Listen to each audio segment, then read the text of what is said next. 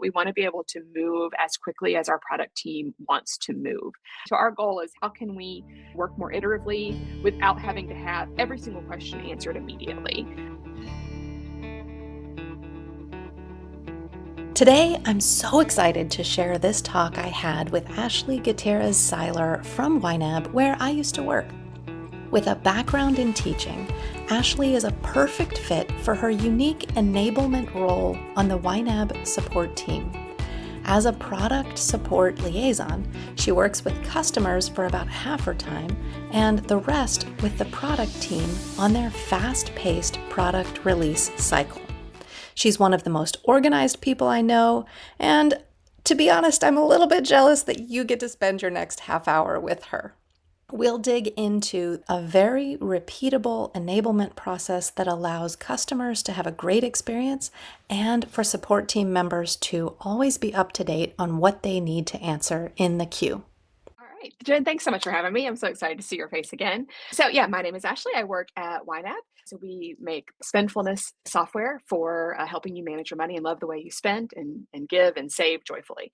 So at that company, I am what we call a product support liaison. So I have a hybrid role. I'm on the support team. I'm in the queue. I answer questions, but then I also sit on product development teams and provide voice of the customer perspective and insights for the designers and devs and PMs to help them understand what our customers want, what they need, what kind of blockers they're hitting. And then once we get ready to release whatever feature we're working on, I then kind of project manage that on the support side. So I make sure that the entire support team is ready to go before we even enable the feature flag, that we've got resources updated, that we know how the feature works, that our support specialists are confident in replying to those questions in the queue. That's fantastic. I love it. I worked at YNAB for many years and we were buddies. And so Yes, you were my manager. gosh, I forgot You about were my that. manager. It was fantastic. You were a great Yeah. manager.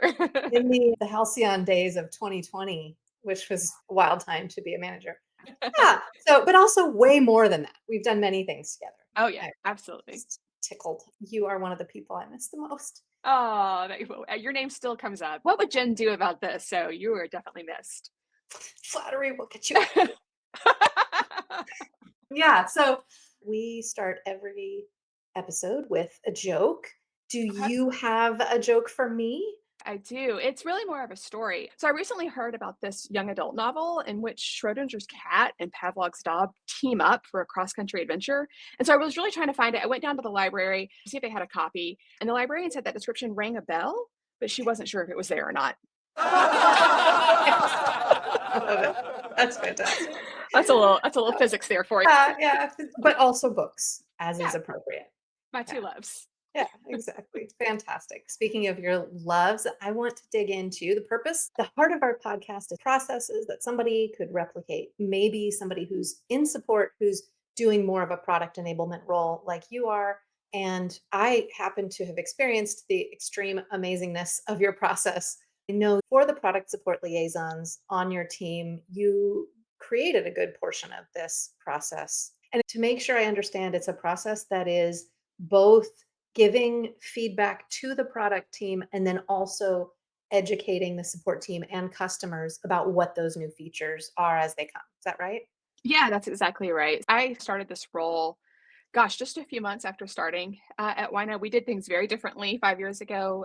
Every support specialist changed their non-queue work every 6 weeks. We did our best, but there were definitely times where support was maybe surprised by a release, or just even if they knew about it, just weren't fully brought up to speed on what the release would impact or how it would work. And so these roles, they over time developed into what we call a product support liaison. And we're an official team now. There's I think 8 of us. We all are on a specialty team, on the support team. And so we have really good opportunities to work really closely together and collaborate on not only our releases, but like our processes and what we're trying to do and how we want our support team to be nimble and respond to product really quickly. Because we never want to slow the development team down. We never want to prevent a release from going out. But at the same time, we do want to be prepared, for our customers in the queue when they write in. So it sounds like that was an opportunity for you to develop a process around making it more streamlined. Yeah, so our leadership team saw the need for more processes. And so I just every time I did a release, I would just make note of, okay, what are the things that have to happen for every release? What are the things that made this successful? What are the things that our support team needed that maybe I did or I didn't do that I could do for the next time. And we document this. We use a knowledge management tool called Guru. So this would get documented in Guru. My goal was like, let's move these spreadsheets into something that everyone can access, that are consistent and replicatable. And then our company moved to using Asana. So everyone works in Asana. Everyone is responsible for working in Asana. We all understand that if there's something that's happening, it has to happen in Asana. And they have a cool feature called template. So you can create a project, convert it to a template, and then assign roles to it. So it makes it really easy to duplicate that project out. And so our support communications owner, came to me and said, "Hey, I know that the PSLs have this process that they follow, but the other support stakeholders don't always know like where they fit in that. Every PSL handles it a little bit differently. Can we work together?" And I was like, "Let's make a project. Let's make a template." And so I built that in Asana. And of course, we have some releases that are really big and really intensive and are going to change a lot of things. And some releases are super quick. No one even notices on the customer side of things. And so we ended up with 3 or 4 different types of templates to fit those various needs, but all of them follow the same basic structure. And it's just basically, communicating what's happening and when, what resources need to be updated and when, and who's doing it, what training, if needed, is there, what any kind of internal process changes that need to happen, and then the schedule. When's it happening? How many people are getting it? On what platforms? And all of the people involved in that. So, like our training experts and our technical writers and our people who handle our help database, our help articles, all of them are assigned to the project. Our queue process folks, so people who monitor our queue and direct conversations where they need to go. I'm just going to interrupt here to let you know that Ashley's template for Asana in PDF form is available when you sign up for our newsletter, along with all of the other resources from our other podcast episodes. So head to that link in the description and sign up to get emails when we release new podcast episodes.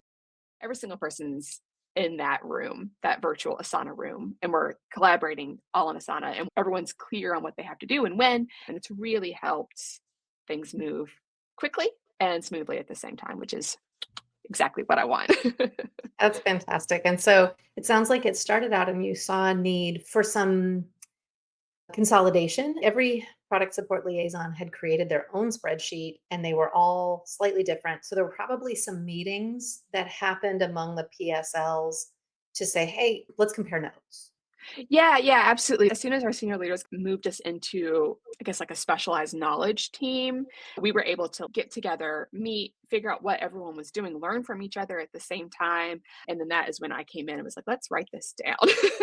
Note taking is a surprisingly powerful tool that often gets skipped, but it was really helpful to us to, okay, what are you doing? What are you doing? Oh, that worked really well. Let's replicate that. How can we just basically creating some standardization and how we worked while still allowing for that flexibility for things to change when they need It to. sounds like you were taking notes and seeing the need to standardize that information and get on the same page. And then somebody on your team, somebody in leadership said, oh, Ashley is really on it. Let's assign Ashley the job of making that official.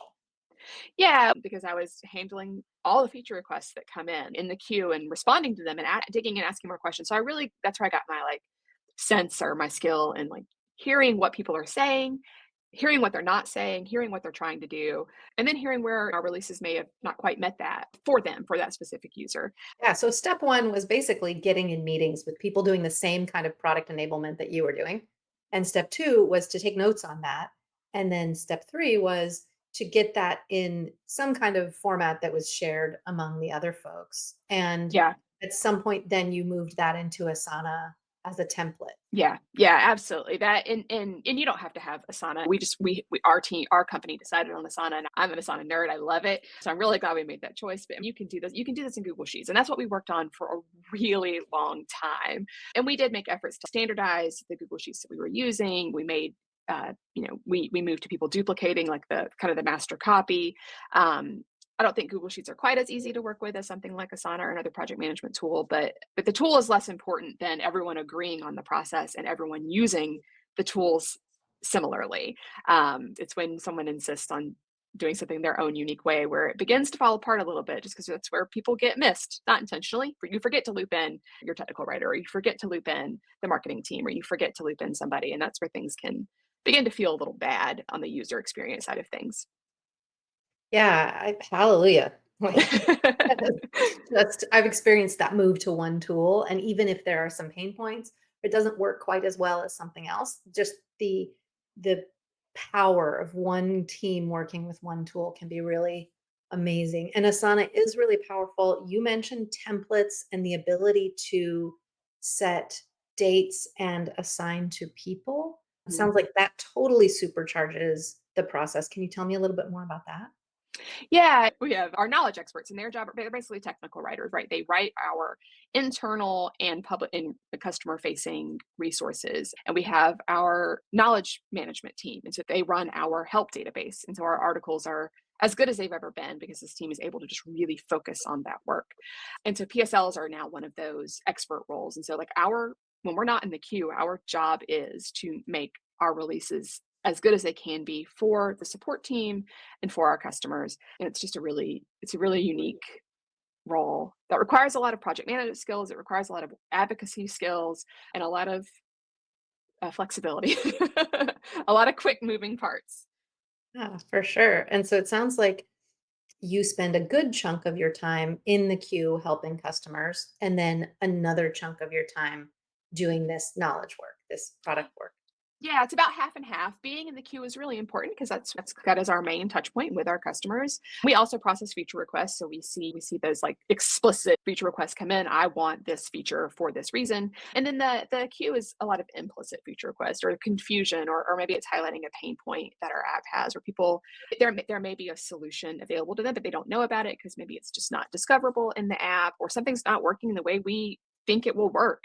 So being able to be in connection with our customers regularly is really important. So we're in the queue about half the time, collecting, even as we're helping people in the queue doing our regular support work, we're also in the back of our head always, okay, I think this is pointing back to this one pain point where, and we file it away and we document it. And that's another thing that our PSL team has done is we have finally collected the top, it was going to be top 10 and now I think it's top 14. So maybe we should just make it 15 for a round even number. But here are the top issues that our customers hit regularly because of something that's not working as well as it could in the app. So here, and those are things that we track. Those are things that we keep an eye on so that if a product team is going to work on an area of the app that might overlap with that pain point, we can say, hey, while we're working on this, can we also try to fix this more core problem? And so it's just this constant like feedback loop of hearing our customers, taking that to the product team, working on the feature, and then hearing what our customers say, and just really working together to just to make those issues less painful or go away, ideally. Do you feel like you get to know the personality of your product manager and learn how to work best with that person? Oh yeah, absolutely. We have a team of PMs, since each of them has a little bit a different way of working. Each of them has a little bit different expectations of what a PSL will do. And so part of it is just making sure that they're aware, hey, this is the knowledge that I bring, this is the experience that I bring. Here's what I can tell you, here's what I can help you with. And then here's what my job is on the support side of things. And our goal is like to help the product team move as quickly as possible. We never want to slow down a release because that delays it getting into the hands of our customers. Our job is never to say, hold on, don't do that because we got to do this. It's never to slow them down. But a lot of times it just takes learning how they work, learning what they want to hear from us, and how to communicate that with them, learning really learning like their goals, their purpose as a PM. It's not necessarily here's this one specific feature that we are doing, we're going to get it out. We have our part of our strategic vision, and it's important to keep in mind that the PMs have theirs, and our job is to intersect with them and see where those overlap and how we can support each other in that. That's fantastic. So, back to your process, working with the PM is probably several items, tasks in Asana on that template. You mentioned you have three or four different versions depending on essentially, I think you said how much a release will affect customers. And so that probably has to do with anticipation of queue volume based on that feature, anticipation of how much every support specialist on your team will need to know.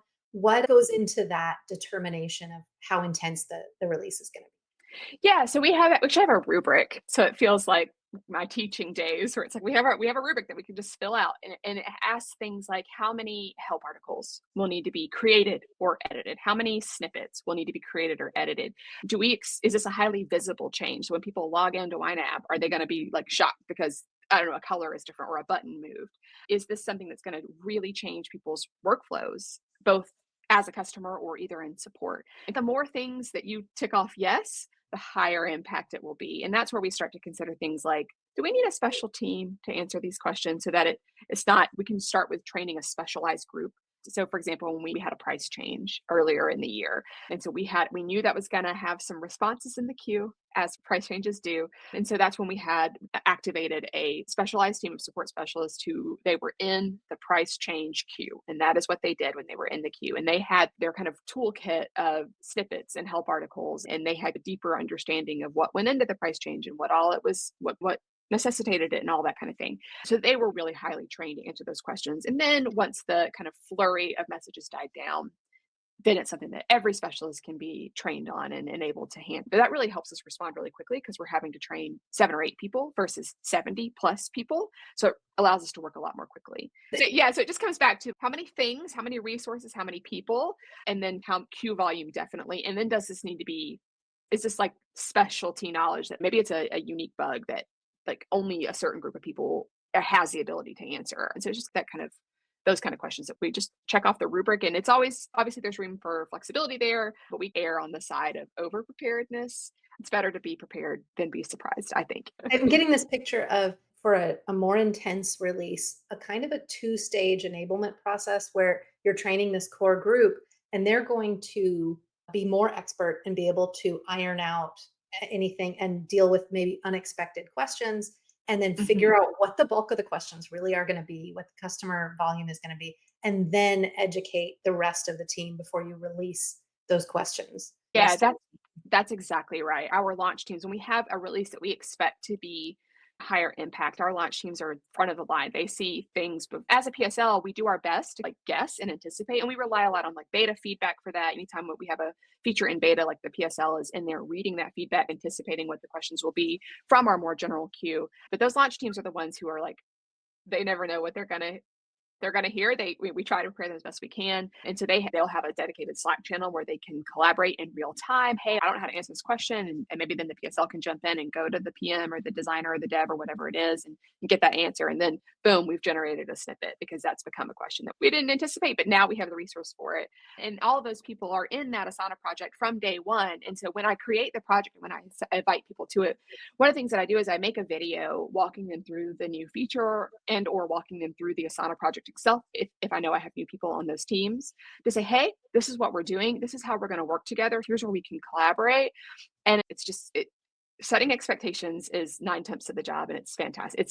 It really makes things work so much smoother when everyone knows where to go when they have questions or what to do when they have questions, because questions are inevitable, and it's just great to have a dedicated place to figure those out as a team. Yeah. And it's where they can come back and say, hey, I don't think this is quite going to work the way you think it will. Let's figure it out. And that's great. That's great for me too, because it's not, I don't know necessarily have like the depth of knowledge that my knowledge expert has in her guru collection or her snippet collection, but she does. And so she's able to say, hey, it's actually going to affect this and this too. Did you think about that? And I'm like, no, I did not. Thank you for bringing that up so that we can prep. Yeah, and that brings up Guru. So you're creating Guru cards both for your core team and their private collection that go way into detail about the features. So you're at the end of the process now. You've gone through most of your Asana board. You're releasing this feature. You need to update the whole team. How do they get alerted to this new information? Each team has a dedicated Slack channel for their team. The team that I am, the RRA team, we have a Guru card in our collection that's just like a weekly update. It's just rolling. And so every time a change is coming, I'll go into that card, post, hey, like we're going to be changing how the account sidebar looks. It's coming on this day. Here's the release card. So every release has a new release card in Guru that kind of explains what the change is, how it's going to work, when it's happening, the snippets and help articles they can use to answer Q questions, and then who to contact if they have questions. And so I'll link that. The team will read it and get caught up on it. Guru has a feature where you can send a notification to people on the team when that card is published or updated. So I'll do that. And then our team is just on it. They'll read it before I even have a chance to ping them usually. So you're using the notification system within Guru and expecting your team to keep up with their notifications and check those off. so that Yeah. they're updated. And then you've got this release card. What happens to that when this big wave is over and you're moving on into just general knowledge? Yeah, so after about 2 weeks, it depends on the size and impact of the release, but generally after about 2 weeks, we'll have seen the bulk of conversations that we're gonna see, and that's when we will then convert that release card to a regular queue collection card if it makes sense to do so. A lot of times that information will have already been published on our existing cards, and I can just archive that release card and call it a day. Sometimes it'll just create it, it'll turn into a new queue collection card, but it just gets merged or migrated into the existing collection in whatever way is appropriate for that release. And that's when our snippets will get moved out of our temporary folder into the permanent collection. And that's where we evaluate, do we need this one? How many times did this snippet get expanded? How many times did we get this Mm. question in the queue? We can probably archive that knowledge because we know that we're not going to encounter it very often. Can you dig into that a little bit more? I'm guessing that part of the Asana project is to create new snippets and iterate on those. Yeah, and this is where the PSLs work really closely with our knowledge experts. So if it's new content, the PSL will draft a new help article, a new snippet, a new guru card. And if we already have that information available or that knowledge published in our collection, then the knowledge expert will then is responsible for editing it and updating it. So we work hand in hand. I love our Mhm. KEs. They are so on top of it. So Um, your knowledge experts are the ones in TextExpander handling those yes. snippets? Yeah, they write, they edit, they are wizards at just creating really we use a smart brevity framework at YNAB, and so they are all trained on that framework, and they're such good writers, and they have such command of our knowledge. I'm getting this picture of you essentially in your role as the leader of a cross-functional team. You're essentially driving this project forward for a relatively large group of specialists that Mhm. you're leading. That's a very sophisticated role. It's Yeah, it's project management, and that's my I love it. I love it so much. I love a good checklist. It's my favorite thing in the world. so this team has updated everything. The release has gone out. The first wave of conversations has come into the queue, and now it's just the new normal. What happens last? What happens with the Asana and other tools that you're using? We get to mark it complete, and we get to archive it, and we get to send out a little celebratory unicorn emoji. It's fantastic. And then it's on to the next one. On Mm, to the next one. Before a release has even ended, a new one has started. And so it's just you migrate and you archive that information as needed, and then you are back at it again. So it's never ending in the best way. that's great. So you archive the Asana project, and it remains for future reference as archived, so you can kind Yeah, of. you can pull it up if you need to. You ever And need to? and sometimes, not very often, not very often. Most of the stuff that I need to come back to is technical developer questions, like, what is the expected behavior? Did we mean for the arrow to be a hyphen slash caret, or did we mean for it to be and it's why is this even coming up? I don't know, but it is, and it's so that's when I can dig back through those conversations with people. We can find out who the developer was to ask them, what did we think was happened? Did we mean for this to happen? And but that's pretty rare. We have worked through all of those things during beta, during the early waves of the queue conversations. It's nice to be able to archive it, and for the most part, leave it and move on. That's fantastic. Yeah. So what's your favorite part of that whole process? Iterating on the process. So like going back in and editing the template. We want to be able to move as quickly as our product team wants to move. And that's great. And it's also hard because we are a team who is so passionate about YNABers, and we want to be able to answer their questions immediately to the fullest extent that we can. And so that can cause a roadblock with getting a release out quickly if support's going, no, hold on, I need to update this. So our goal is, how can we work more iteratively without having to have every single question answered immediately? And so that, of course, requires our processes as PSLs to be more nimble, to sit in not knowing everything. When our desire is, of course, I want to know everything. I'm really nosy. I want to know everything. And so being able to kind of balance the need for speed with an acceptable level of knowledge to get the job done. Kind of what we were talking about before we started recording. Okay is enough. Perfect is the enemy of good. Enough is as good as a feast. And having enough instead of the feast is truly okay. And I think I am learning that lesson. I cannot believe that we have burned through all of our time, but I have that joke for you, Yes. I think. So, ending our podcast with a joke might be our new thing. So, I went to the doctor and said, I don't feel good. And the doctor was like, "What's up?" And I said, "Sometimes I feel like I'm a teepee, and sometimes I feel like I'm a wigwam, just like teepee and then wigwam." And the doctor said, "Your problem is that you're too tense." I feel that. I feel that deeply in my bones. Oh, again, like all my jokes, that's my dad's jokes. Love it. Love it. Full credit Love it. to the Now that we have a 3-year-old, my husband has become the dad joke You're kidding. king. It's 3? 3 and a half. 3 and a half, which is banana pants. Oh my gosh. Wow. You have to send me pictures. I will. I'll do Awesome. it. Cool. Awesome. Thanks so much, Jen. So good to talk to you. Yeah, Thank me you. too. Thank you so much. You are just an absolute delight. I You're the can't best. stand it. Let's just flatter each other all day long. Yeah.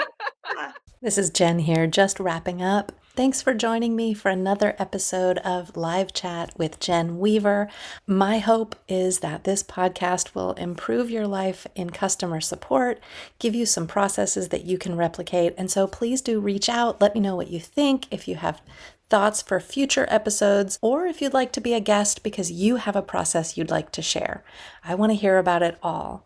And remember, you can build your own product release process for your support team following Ashley's steps, which are available in a PDF playbook, so you can use all the same tools and processes that Ashley uses. Subscribe to our email newsletter to download this and all of our support playbooks for free. If you found this helpful, please give us a like, subscribe for more actionable tips, and share this with your team. Let's keep making customer support smoother, one process at a time. See you next time.